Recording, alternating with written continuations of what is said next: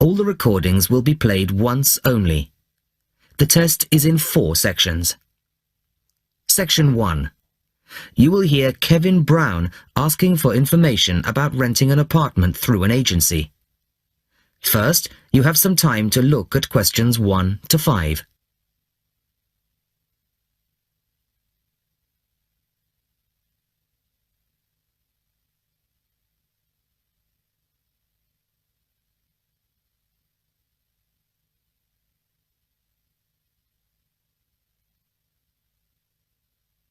You will see that there is an example which has been done for you.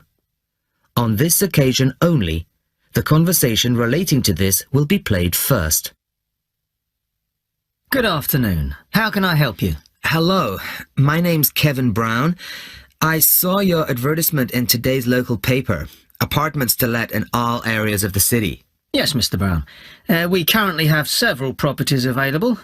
What part of the city were you thinking of? Well, city centre ideally. Kevin says that he is interested in the city centre, so city centre is the answer. Now the test will begin. You should answer the questions as you listen, as you will not hear the recording a second time. Listen carefully to the first part of the conversation and answer questions 1 to 5. Good afternoon. How can I help you? Hello, my name's Kevin Brown. I saw your advertisement in today's local paper, apartments to let in all areas of the city. Yes, Mr. Brown. We currently have several properties available. What part of the city were you thinking of? Well, city centre ideally. Okay. And what price range are you interested in? I don't really know. What have you got? Well, prices start at £400 a month, going up to £1,000 a month. Okay. And what's the difference? What does the price depend on? Well, the number of bedrooms mainly. The cheaper apartments have 1 bedroom, while the most expensive have 3 or 4 bedrooms. Okay. 2 bedrooms would be nice. So I'll say 2 bedrooms up to £600 a month. Do you have anything like that? Right, sir. We have... just give me a moment, please. We have 2 properties that might interest you. One is in North Street. It's, well, it's a very nice apartment, but it's £750 a month. But that includes a private parking space. £750. That's a bit higher than I'd like to go, really. Do you have anything less expensive? Yes.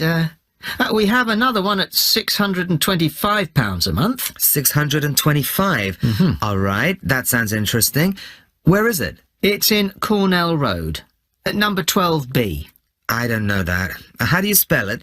It's Cornell.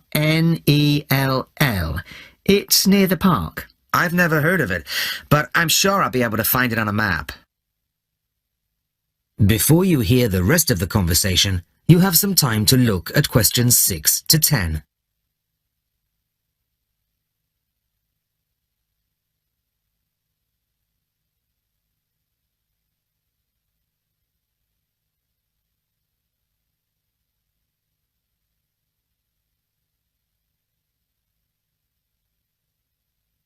Now listen and answer questions 6 to 10. So, would you like to see the apartment, sir? Yes, I would. I'd like to rent somewhere fairly soon. Would tomorrow be possible? Sorry, I'm afraid nobody is available all day tomorrow. It's quite a busy time of year for us. I see. But if you're free later today, you could see it at 5:15. Sure, no problem. I could manage that. OK, so that'll be 5:15 with my colleague Jason. He'll meet you at the apartment. That's fine. And one more thing. What do I need to provide to rent an apartment with you? What documents, that kind of thing?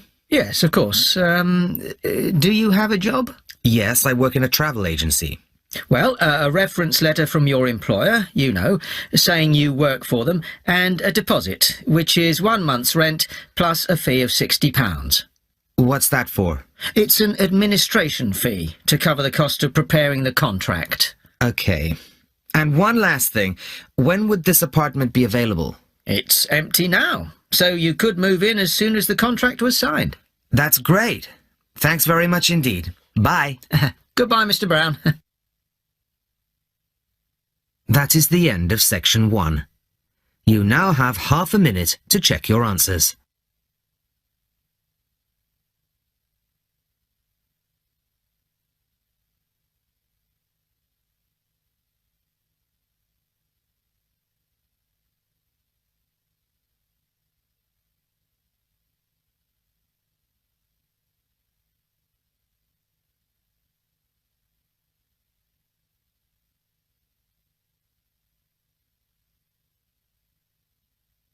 Test 2, Section 2.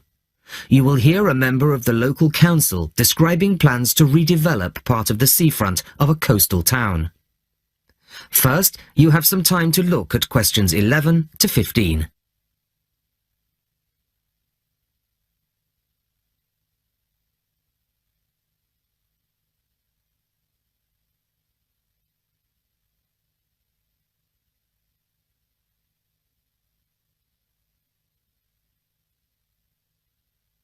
Listen carefully to the first part of the talk and answer questions 11 to 15. Good evening, everybody. I wasn't expecting to see so many people. Clearly, this is an issue of great local interest. Thank you all for coming. Well, as you all know, I've come to talk about the council's plans for redeveloping the western part of the seafront. Firstly, of course, the Queen's Parade shopping centre is to be demolished. It was built on the cheap and in a hurry in 1953 and recently came third in a national newspaper's ugliest buildings in the country list, so I don't think anybody's going to miss it. The question was, what do we replace it with? Well, after consultations with the local community, we decided, as I'm sure most of you are aware, to replace it with a complex of small shops and workshops, plus a 3-screen cinema. We particularly didn't want another bland glass and steel shopping centre full of the same old chain stores as every other town centre. No, this is our chance to do something just a little bit different. I'll start at the top. On the 3rd floor will be a cafe and a restaurant. Part of this will be open air, so people can enjoy a meal or a cup of coffee in the fresh air, weather permitting, of course. Below this will be the cinema, and below that, on the 1st floor, will be some much-needed council offices. We're getting very cramped in the town hall, I can assure you. On the ground floor will be 20 small shop units, ranging in size from 20 to 50 square metres. Also on the ground floor will be 5 workshop spaces, which we hope will attract small manufacturing businesses back to the town centre, providing some additional local employment. Underneath the centre will be an underground car park. Not a great big car park like in the present centre. Our aim is that most visitors to the centre will come on foot or by bus. In fact, the car park will be restricted to people working in the centre and disabled visitors. Then, and perhaps this is the most exciting part of the project, the beach in front of the new complex is going to be completely transformed. We're going to extend the beach. Yes, extend it. 10,000 tons of sand is going to be brought in to make it into a proper beach, instead of the dirty little strip of sand it is now. As well as being for the enjoyment of local people, we're hoping that a decent beach will attract more visitors to the town, and that has to be good for local businesses. Before you hear the rest of the talk, you have some time to look at questions 16 to 20.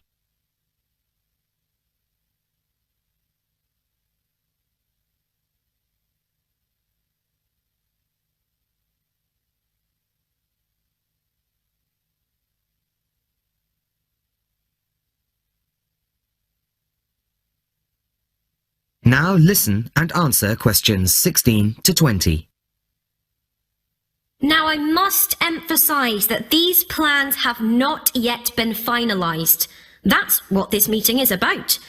Of course, it's vital with a project like this that we have the support of local people.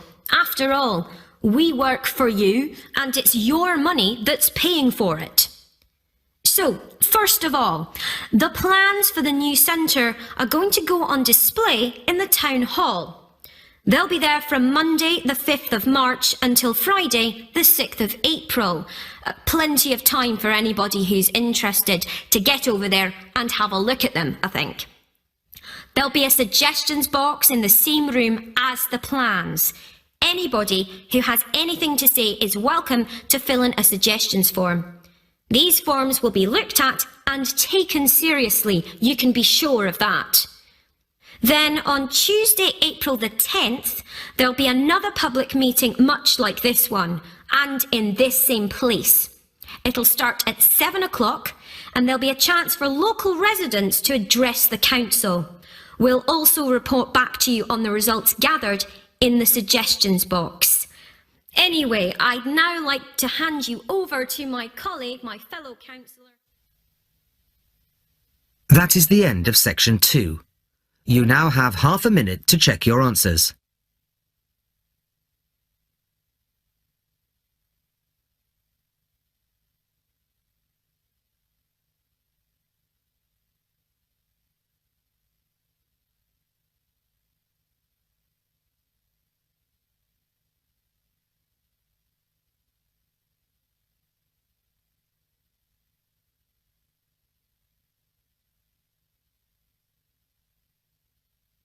Test 2, Section 3. Maria is a student at university. She has handed the first draft of an essay to her tutor. The tutor has read it, and now they are discussing ways the essay can be improved. First, you have some time to look at questions 21 to 25.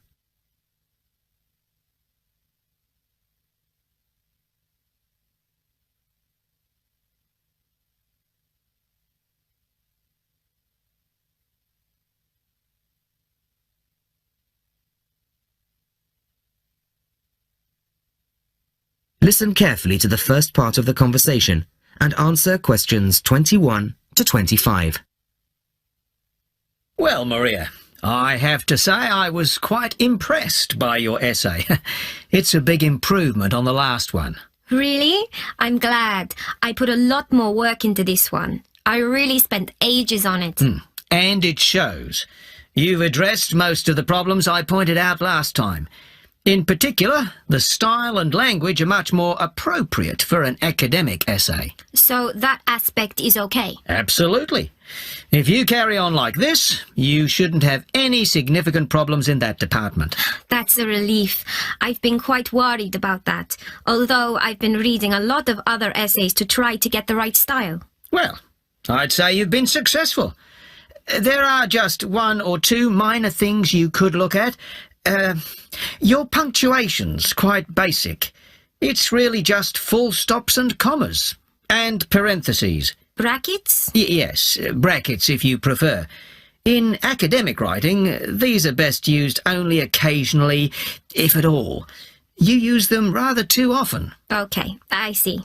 And I'm sorry to mention it, but your spelling. I know, but I'm working on a foreign computer. The spell checker doesn't work for English. Are you sure? Have you tried changing the setting to English? No, I haven't. Well, I should see if that's possible.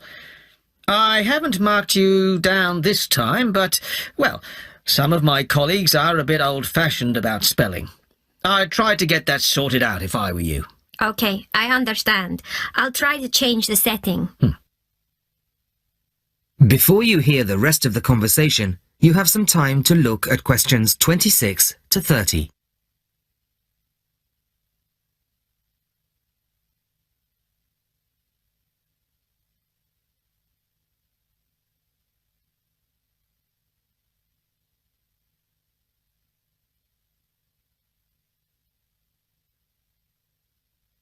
Now listen and answer questions 26 to 30. The only major problem I have with the content of your essay is the introduction. The introduction should, well, introduce the theme of the essay. You've put some of the most important points there. For example, this bit. The statistics about the growth of railways in the 1850s. That really should go in the main body of the essay. And so should this paragraph about changes in patterns of employment. In general, I'd say your introductory section should be no more than half as long as it is at the moment. Okay. And I should move those points forward? Precisely. And going back to the railways, they're one of the most significant factors for change in this period. But apart from those statistics in the introduction, you only briefly mention them. I'd like to see a lot more on that, and the influence the expansion of the railways had on patterns of social and economic behaviour. You mean how with the railways people could travel to find work and could meet people from other areas? Exactly. Then in the midsection, well, it's not a big thing, but this quotation from the Times. You think it's too long? Well, you said it. I couldn't think of a way to shorten it. Do you think it's really necessary? You mean I could just get rid of it? Yes. You've already made the point and backed it up with other evidence. The quotation's redundant, really. Okay, well, that'll be easy. There were various other minor points, which I've noted in the margins. You can look at those later. But moving forward to the end here, I wasn't quite sure what this meant. The final paragraph? Yes.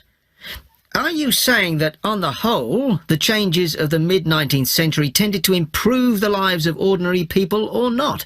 It's not very clear. It's not? No, it isn't. I'd add a few lines clarifying your position. Okay. When do you want the final draft? No, the end of term will be fine. But there was just one other thing, the bibliography. Did you really read all these books? No. Just the books you actually consulted will be fine. You don't need to include everything ever published on the subject. Right, okay. Thanks. Bye. Goodbye. That is the end of section 3. You now have half a minute to check your answers.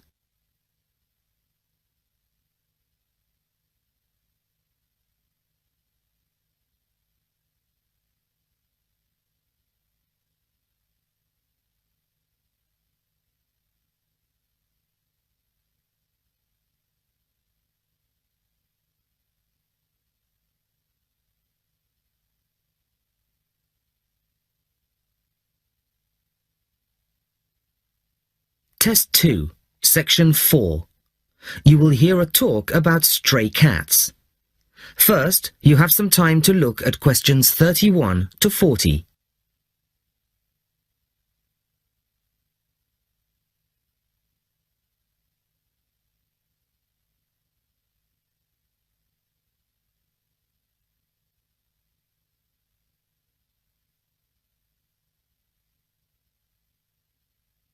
Listen carefully to the talk and answer questions 31 to 40. Good evening. I'd like to introduce Laura Dunkswell of the Feral Cat Association. Laura has just returned from spending 3 months in Italy, where she has been working with local organisations to improve conditions for some of the estimated 1.5 million ownerless cats currently thought to be at large there. Thank you very much. The principal problem regarding this issue is much the same in Italy as it is in other countries. Public awareness. The general public have become so used to the sight of ownerless cats in poor condition wandering their streets that they simply don't recognise it as a problem. While some will put out scraps of food, the majority see feral cats in much the same light as, say, seagulls, a form of local wildlife which is of no particular concern to or responsibility of the human population. Of course, there are plenty of individuals who do take responsibility for cats in their areas, providing appropriate food, emergency veterinary treatment, and perhaps indoor shelter. But these people can only provide support for a fraction of the vast numbers of feral cats that exist. So, what's to be done? Find loving family homes for all feral cats? Well, that would be wonderful, of course, but unlikely to happen anytime soon. The two main focuses of our work are sterilisation and education. Sterilisation is usually only performed on female animals. It may seem a drastic intervention, but it benefits both the sterilised cats, who will not have to suffer the health consequences of endless pregnancies, and also the feral cat population as a whole, as controlling numbers reduces competition for whatever slender resources of food may exist. Animals to be neutered are captured and sedated at the point of capture to minimise their stress and discomfort. They are then taken to a temporary centre set up by a local organisation, and the operations are carried out under anaesthetic by trained veterinary surgeons, all of whom kindly donate their time. Now, while domestic cats can recuperate in the comfort of their owners' homes, feral cats have no such luxury. They are kept at the centre for around 24 hours. Then returned to the locality from which they came. Dissolving stitches are used, and each cat that has been operated on has the tip of one ear clipped, a sign that the animal has already been neutered. A few animals have been electronically tagged and their progress monitored.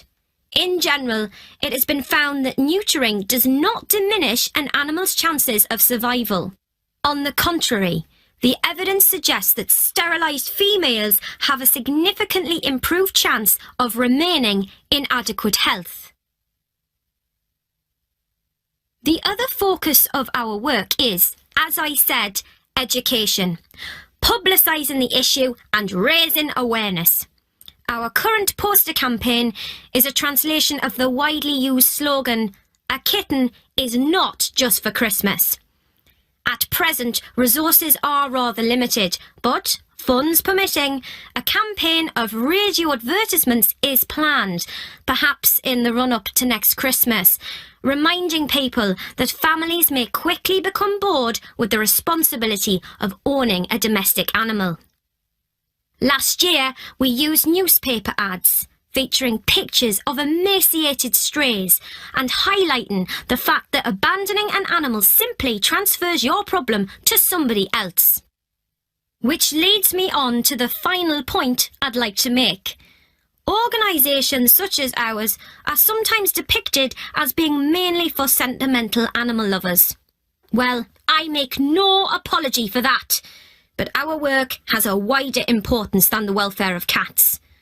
Ownerless cats tend to quickly fall into ill health and can become a health hazard in various ways, including the spreading of disease and parasites.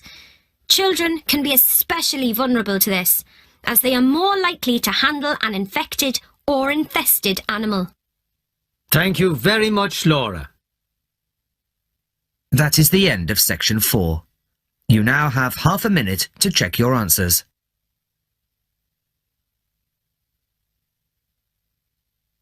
That is the end of the listening test.